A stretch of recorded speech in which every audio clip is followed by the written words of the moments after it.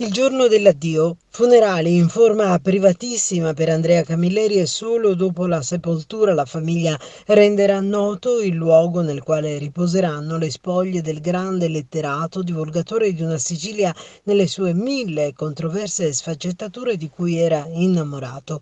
Oggi dalle 15 in poi il saluto al maestro nel cimitero acattolico di Roma. Non è un caso che Andrea Camilleri faccia il suo ultimo passaggio proprio da lì. Nel mio paradiso, deserto e privo di santi, c'è solo San Calogero, disse l'eremita giunto dall'Africa, nero e povero in canna, e forse non è un caso se uscivo dal ventre di mia madre nello stesso momento in cui San Calogero usciva dalla Chiesa Madre. Una frase chiara e netta rispetto alle sue convinzioni religiose da ateo come si professò, che non risparmia però quell'appassionato rapporto con San Calogero che dall'intera provincia di Agrigento si leva, si infervora ed esprime nei confronti del Santo Nero. Sarebbe stato proprio quest'ultimo a salvarlo dal perire nella strage di Porto Empedocle. Il cimitero acattolico di Roma, una sua storia nata per permettere ai non cattolici di dare una dimora alle proprie spoglie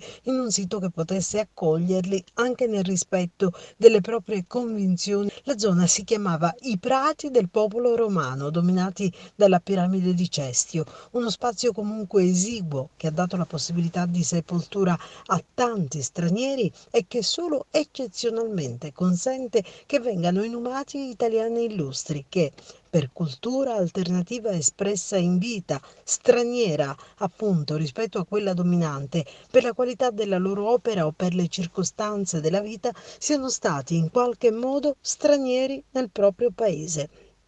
I Camilleri al cimitero acattolico di Roma, in occasione del saluto che tanti affezionati ed estimatori gli rivolgeranno, si ritroverà, non sappiamo se definitivamente, tra grandi nomi, comunque per un passaggio finale, un commiato silenzioso tra illustri: Antonio Gramsci, Antonio Bellezza e ancora Arnoldo Foà, una lista non lunga, quasi riservata e selettiva. A Roma ci saranno anche i sindaci di Agrigento, Lello Firetto e Ida Carmina di Porto Empedocle, ma Andrea Camilleri resterà al di là del tempo, una presenza comunque sempre viva, e tornerà nella commemorazione degli Empedoclini il prossimo 6 settembre, giorno di quei 94 anni mai compiuti, in cui la città lo ricorderà con una manifestazione, e ancora una volta proprio nella settimana dei festeggiamenti di San Calogero della Marina.